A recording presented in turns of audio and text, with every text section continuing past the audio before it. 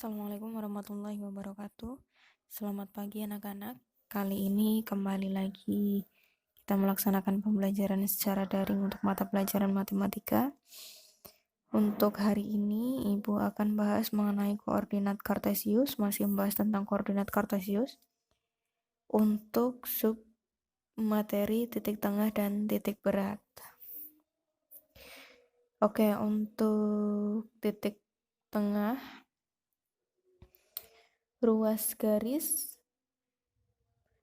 kita langsung bahas saja. Di sini sudah ada gambar diagram kartesius. Terdapat sumbu X dan juga sumbu Y. Kemudian di sini ada beberapa titik, ya, ada 3 titik. Ada titik A, titik P, dan titik B. Untuk titik A ternyata terdiri dari X1 dan Y1. Kemudian untuk titik P ternyata XP dan juga YP.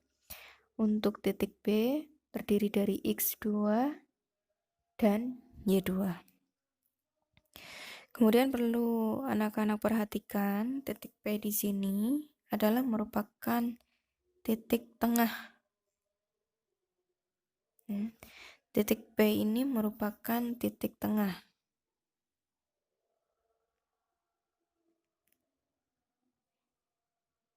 Ruas garis A dan B, ya. Dengan A tadi sudah disebutkan X1, Y1, kemudian B X2, Y2. Kemudian titik tengahnya adalah XP, YP. Hubungan koordinat titik P terhadap koordinat titik A dan B ini bisa kita tuliskan seperti ini. XP adalah titik tengah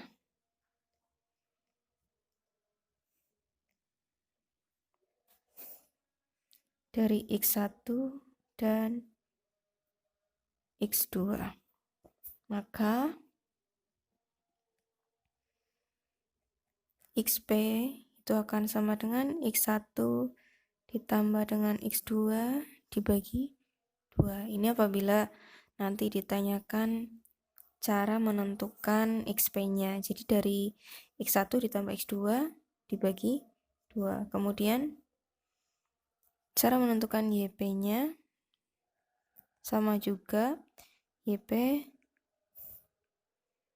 adalah titik tengah dari Y1 dan Y2. Maka YP itu akan sama dengan Y1 ditambah dengan Y2 dibagi 2. Ya, jika P titik tengah AB dengan A X1, Y1 dan B X2, Y2, maka koordinat P-nya bisa kita tentukan.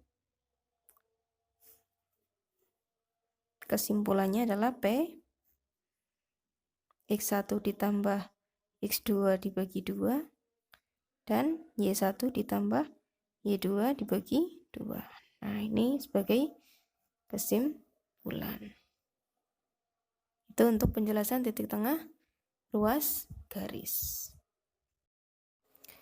Baik, kita lanjutkan untuk pembahasan mengenai titik tengah ruas garis. Di sini Ibu sudah punya contoh soal untuk titik tengah ruas garis, di mana di sini kita harus menentukan titik potong dari garis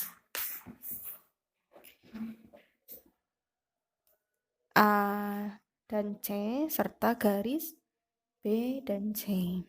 Di sini diketahui sudah ada titik potong P di tengah-tengah, kemudian di sini juga ada titik potong Q. Jadi titik potong P ini antara garis A dan C, kemudian titik Q ini antara garis B dan C. Kemudian tentukanlah koordinat titik P dan Q dengan menggunakan rumus. Kita sudah menentukan belajar untuk menentukan titik P menggunakan rumus tadi, maka kita aplikasikan ke dalam contoh soal. Maka akan Ibu mulai dari mencari masing-masing titik. Dari titik A dulu kita dapatkan X negatif 4, Y-nya 2. Ini positif di sini ya. Ini hanya pemberi tanda saja, bukan negatif. Ini positif semua. Kemudian ditentukan X1-nya negatif 4 dan Y1-nya 2. Kemudian titik yang B. X-nya kita dapatkan 4. Kemudian Y-nya kita dapatkan negatif 2. Maka X2-nya 4 dan Y2-nya adalah negatif 2. Untuk titik yang C, yang ketiga, kita dapatkan di sini X-nya 6, Y-nya 4 ya. Y-nya 4. Maka kita dapatkan X3-nya 6 dan Y3-nya adalah 4. Selanjutnya kita akan menentukan titik P. P merupakan titik tengah dari A dan C.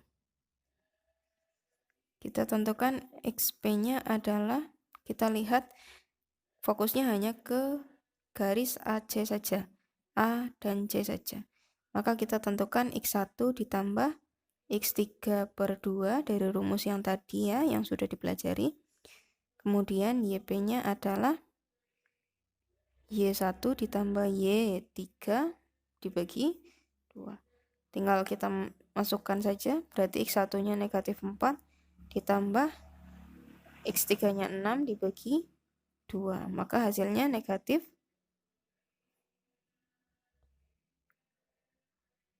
atau positif? Positif ya, positif 2 dibagi 2, jawabannya 1. Kemudian untuk YP-nya, Y1-nya kita dapatkan 2, kemudian Y3-nya kita dapatkan 4 dibagi 2. 2 ditambah 4, 6 dibagi 2 sama dengan 3. Maka kita akan dapatkan ini XP, ini YP. X 1,3. Jadi di sini titiknya adalah 1,3. Gitu. Itu untuk titik P.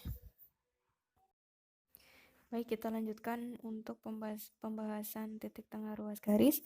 Kali ini setelah kita menentukan titik P, berarti kita lanjut menentukan titik Q. Titik Q adalah titik tengah antara garis B dan C ya. Garis BC. Titik tengahnya adalah Q.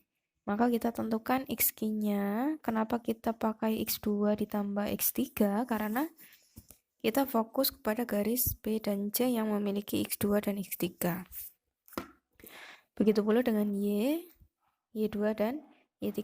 Maka kita masukkan di sini X2-nya 4 ditambah X3-nya 6 dibagi 2, hasilnya 10 per 2 sama dengan 5. Kemudian Y2 ditambah Y3 per 2, negatif 2 ditambah 4 dibagi dengan 2, hasilnya 2 bagi 2, 1. Maka kita temukan koordinat titik Q 5,1. Kalau kita lihat di sini, betul ya, 5,1.